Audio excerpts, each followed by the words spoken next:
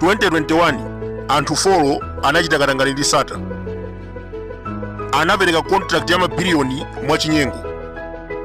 Anthu amenewa analipo 5: Kaponda Mgaga, Zaki Wachakwera komanso Chief of Staff ku State House.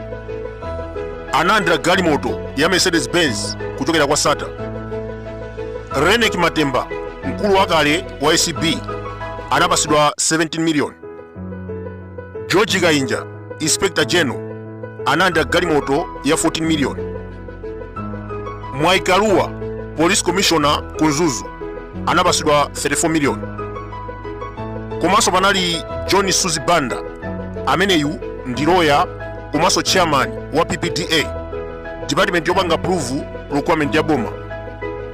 Ndi Zaki Wachakwera komanso membala wa MCP. Tikukumbukira 2019 mpaka 2020 John Suzi Banda ankatsogolera mademo olimbana ndi Peter Mutharika. Chakwera atatenga boma anamuthokoza pomupasa udindo ngati chairman wa PPDA. Ali kumeneko analandira 5 million kuchokera kwa sata. 2022 zobisika zonse zinabwera poyera. Anthu osewa anachosedwa ntchito koma sanamangidwe. Ngakhale ku khoti kulibe milandu yawo. Amene timamuona ku khoti ndi Saulos Chilima yekha. Wina dzanazana omweri amatiuza kuti makhoti athu ali professional. Timafunsa kuti what professional? Anthu awa anagwidwa 2022, lero 2024 sanawe mu khoti komanso sanamangidwe. Kumbali ya America ngati Madonna akhala kutsatira bwino nkhani imeneyi. Anaona kuti kumakhoti kwathu kwachuka chinyengo, anachita chabwino ndi kuchita bani mbava zimenezi. President Chakwera mmalo moti asangalale akunyoza America nkumanena kuti ndi dziko loyipa komanso ma human traffickers. What about here in Malawi? Sitimazembesa anthu? Pamene unaya pano boma likupanga business yogulitsa ma Ethiopia. Akuwalowetsa mdziko muno mwachinyengo, kuwasunga kudzaleka, akuwapangira ma passport. Thereafter akuluakulu a boma akupanga mamiliyoni. Lazarus Chakwera anatumiza asilikali ku DRC posinthaitsa mafuta galimoto. Analandira 103 billion kwacha kuchokera ku Israel posinthaitsa ndi achinyamata. Is that not human trafficking? President wasanduka agent wogulitsa anthu kumayiko akunja ndi kumalandira $60 million. Patsogolo pake akunyoza America chikhalirecho amatithandiza. Ndikuwuzeni zoona lero, popanda America anthu akhoza kufa ndi AIDS m'dziko muno. Chakwera akulephera kugula aspirin ndi panado, kuti angakwanise kugula ma ARV ngati mene akuchitira America.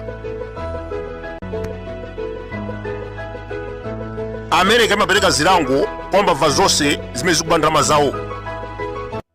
Mukuwaputa dala kupita kumeneko kumakapempha ngati maskini.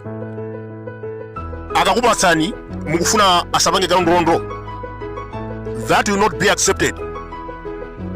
Achakwera kutiuza kuti Malawi ndi dziko loyima palokha. Ndiye mukupitirira nji ku America kumakapempha ngati maskini. Mike Sonko anali governor ku Kenya.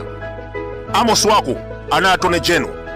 Komanso Chris Mulungalu transport minister. Atakhuzidwa ndi katangale, America anachita bani kuti asakaponde dziko lawo. Ngati anachita bani anthu aku Kenya, Malawi ndikachani kuti muziba ndalama za ku America? Achakwera musakwiye, nkhani sinali yanu. Mukunyoza America kuti amangowombera ndi futi. Kodalani witika anaombedwa ndi chani? Pa nkhani yosana mitundu ku Malawi kuno ndiye zanyanya. Tapitani ku maembasi kwangodzaza chewa okhaokha. Nduna zachichewa zipo zingati: Minister of Finance, Minister of Local Government, Minister of Trade, Minister of Agriculture, Minister of Health, Minister of Education, Minister of Gender. Onsewa ndi achewa okhaokha. maboma 12 akumwera nduna zilipo zitatu. Mulomwe ndi mmodzi, Michael Usi. Muyawo ndi mmodzi, Ibrahim Matola. Komanso kwa Ashire kuli munthu mmodzi, Abidamiya. Makampani ambiri aboma achotsedwa kumwera ndi kupita chigawo chapakati. Ngongole za NIFI majority beneficiary ndi anthu ochokera ku Central Region. Ku State House kwangodzaza abale ake achakwera. Makontrakti aboma akupatsa abale ake kumaso ana.